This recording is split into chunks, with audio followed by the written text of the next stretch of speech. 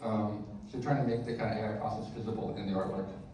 I'm most known for creating Generative in 2018. Originally, I was working on breeding floor plans, actually, and I was curious if latent vectors would be a good genetic algorithm representation. It made exploring the latent space of Big Yan fun, accessible, and collaborative by a biological metaphor.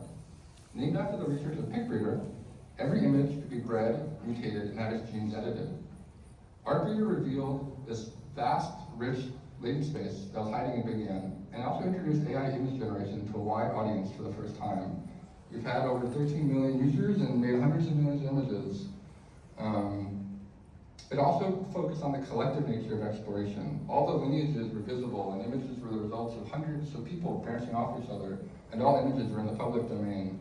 We had a bunch of cool StyleGAN editing tools. You could invert faces, you could make your own custom genes, do video interpolation, all that kind of thing.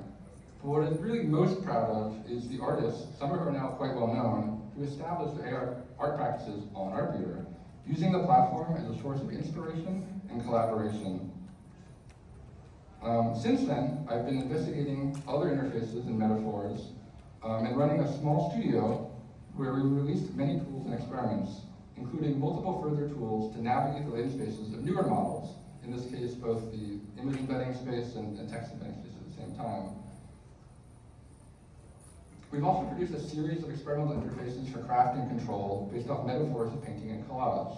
Here are two early prototypes. On the left is Prose Painter from 2021, which introduced iterative and spatially applied text-to-image in a traditional painting interface.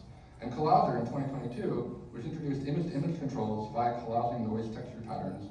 This is pre-stable diffusion, and these have gone on to grow into more sophisticated and mature tools. I'm also interested in pushing the limits of control. I've collaborated with well-known digital artists on more advanced interfaces that were intentionally a bit harder to learn and master. In this case, combining like multiple IP adapter masks, so the artists could use their found images and different control nets, and a tool that actually required a bit of work to learn and master. Another direction was exploring the question if AI video could ever feel lovingly homemade. Could it have the timeless beauty of traditional crafts, as opposed to the short life cycle of new AI aesthetics? We developed an experimental browser-based puppet theater based off principles of craft and play.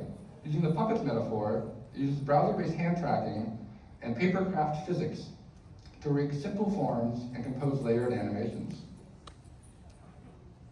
It also is real-time collaborative, focusing on the collective, childlike fun of improvising a story rather than focus on the quality of the output.